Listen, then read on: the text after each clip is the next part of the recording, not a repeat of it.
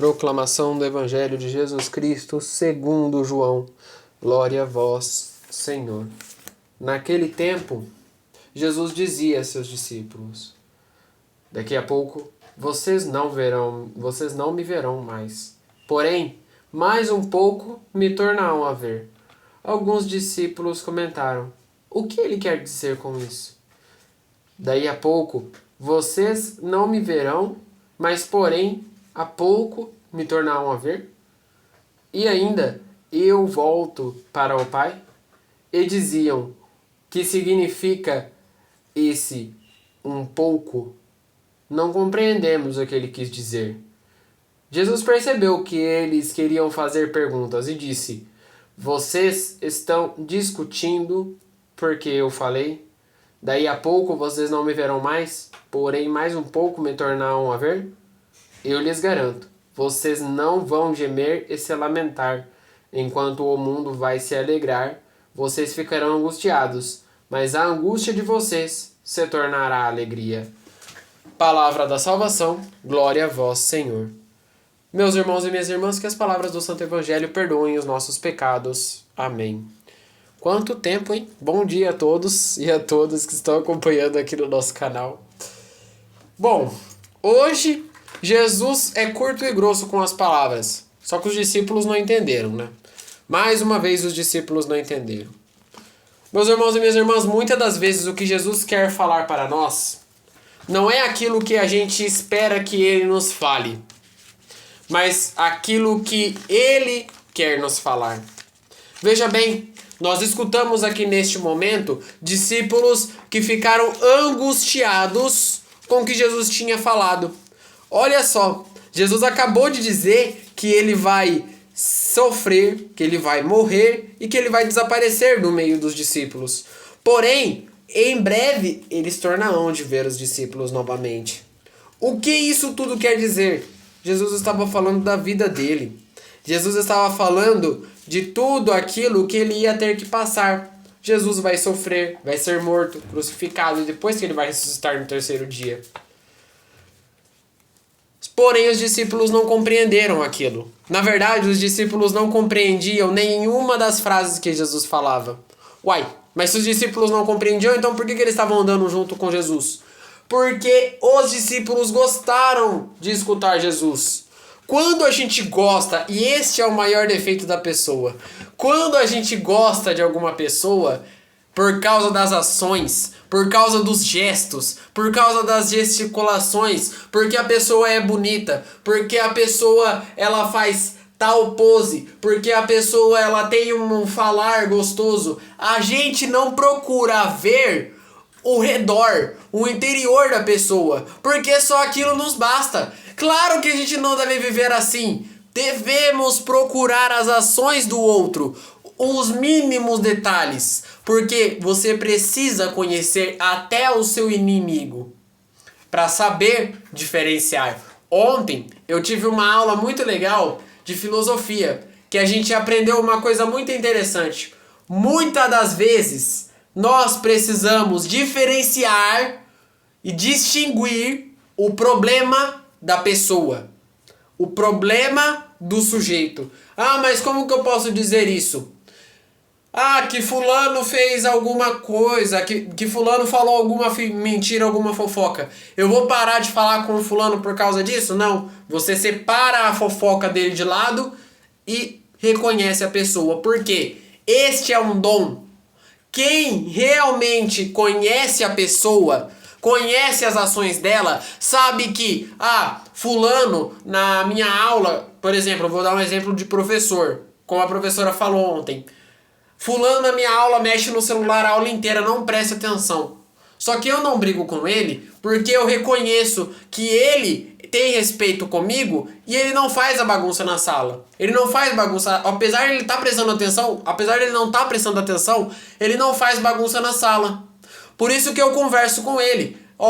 É legal você não mexer no celular, mas se ele mexe, o problema é dele, o azar é o dele. Distinguir o problema da pessoa. A professora podia muito bem ficar sem falar com o sujeito, com o fulano, por muito tempo, porque ele não mexe no celular. Dá 0 pra ele porque ele mexe no celular. falar que ele é um péssimo aluno pro diretor porque ele mexe no celular. Mas não. Isto se chama distinguir o problema da pessoa. Isto se chama reconhecer a pessoa. Um fruto de reconhecer a pessoa. Vejam bem, os discípulos não reconheciam quem de fato era Jesus.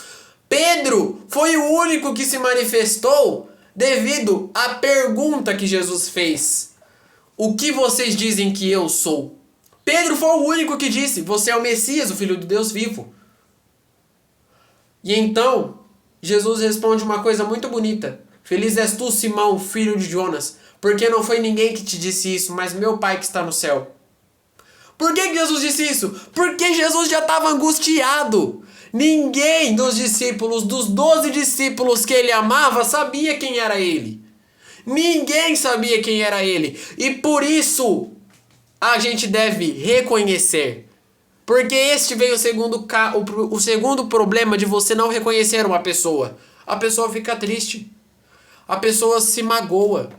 Como Jesus se magoou aqui.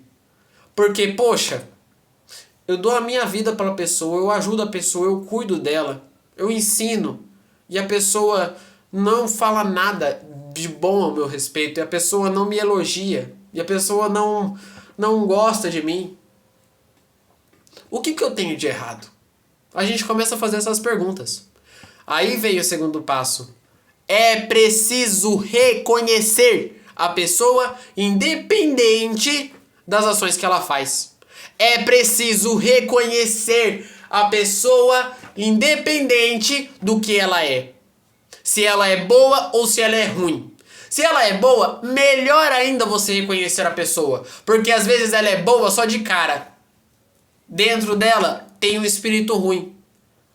Diferentemente de Jesus, que se os discípulos tivessem reconhecido Jesus nos primeiros instantes, eles veriam o quanto Jesus é bom, manso e humilde de coração. Nós precisamos disso, gente. Porque senão acontece alguma coisa, estoura alguma coisa. Ah, mas que eu não vou mais pra missa por causa que aquele fulano vai na igreja e eu não quero ver fulano. Ah, mas que eu não vou mais conversar com aquele fulano, que eu não quero mais papo com ele, porque ele me fez tal coisa e eu não gosto mais dele. Conhecer a pessoa. Conhecer e perdoar. Conheço tantos casos, dentre eles um caso que chama muito a atenção, de uma pessoa que serve na comunidade, né? É ministra, serve na comunidade. E uma outra pessoa que também serve na comunidade, também é ministro. O primo dela tinha ido viajar, foi lá pra igreja conhecer a pessoa, ver, né? Dava lá os dois primos conversando. E aí a ministra foi lá ministrar a Eucaristia, né? E o primo também é ministro. E aí o primo fez uma graça, não sei, não lembro, não sei o que é, mas eu só escutei de boatos mesmo. Mas vocês vão entender essa história. E aí o primo fez uma graça e a pessoa riu.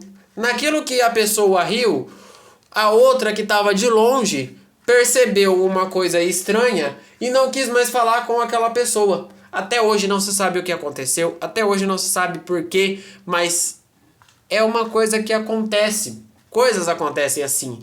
A partir do momento que você não conhece uma pessoa, quando ações como esta acontecem, a gente procura a não falar mais com aquela pessoa. A não olhar mais para aquela pessoa. Conheço muitos casos de pessoas que falam que não olham mais para outras por causa de casos que aconteceu. No matrimônio é assim. A gente infantiliza várias coisas sobre o nosso marido, sobre a nossa esposa. Chega na hora de casar, dá 3, 4 anos. Por que todo marido fala que dá 3, 4 anos começa a aparecer os perrengues? Porque não viveu o namoro e o noivado na graça de Deus. Aquele que não vive para reconhecer o outro. Deus dá, oh meu Deus do céu, quanta raça. Deus dá 5, 6, 7 anos de namoro, 2 anos de noivado para você reconhecer a pessoa. E mesmo assim você se casa com a pessoa na imaginação, no infantilismo. Tira isso da sua vida. Comece a reconhecer a pessoa para quando você casar com ela, você ter ciência do que você está fazendo. Quantas pessoas que pedem divórcio? Isso é uma coisa medonha. Devia ser banido o divórcio na igreja. Devia de ser banido. Por quê? Porque você casou com a pessoa porque você quis. Ah, mas eu tava cega. Porque você não procurou a pesquisar sobre a pessoa. Por que todo professor fala, você vai ter que fazer uma pesquisa de tal coisa, pesquisa no Google, faz tal trabalho, para você reconhecer o trabalho que você está fazendo. Você não vai colocar qualquer abobrinha numa folha e entregar pro professor. Por isso que eu sou contra, até hoje, o desquite e o divórcio. São duas coisas muito terríveis. Porque aquele que pede desquite e divórcio não viveu certamente o namoro para poder reconhecer a pessoa. Porque se tivesse reconhecido, não teria casado. Por isso que o padre fala, eu autorizo. Por isso que muitos padres dizem que autorizam o namoro ser separado. Até a igreja é assim. A igreja autoriza a separação do namoro, mas não do casamento. Porque o que Deus uniu, o homem não separa. Que no evangelho de hoje nós saibamos reconhecer a pessoa. A pessoa que está no nosso lado, na nossa frente, que a gente conhece. Você conhece a pessoa de olhar, mas você não conhece a pessoa de espírito, de alma. Aprenda a reconhecer a pessoa. Rezemos juntos. Pai nosso que estais no céu, santificado seja o vosso nome. Venha a nós o vosso reino, seja feita a vossa vontade, assim na terra como no céu. O pão nosso de cada dia nos dai hoje. Perdoai as nossas ofensas, assim como nós perdoamos a quem nos tem ofendido.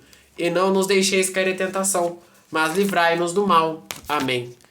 Que no dia de hoje, fique na paz e na alegria de Deus.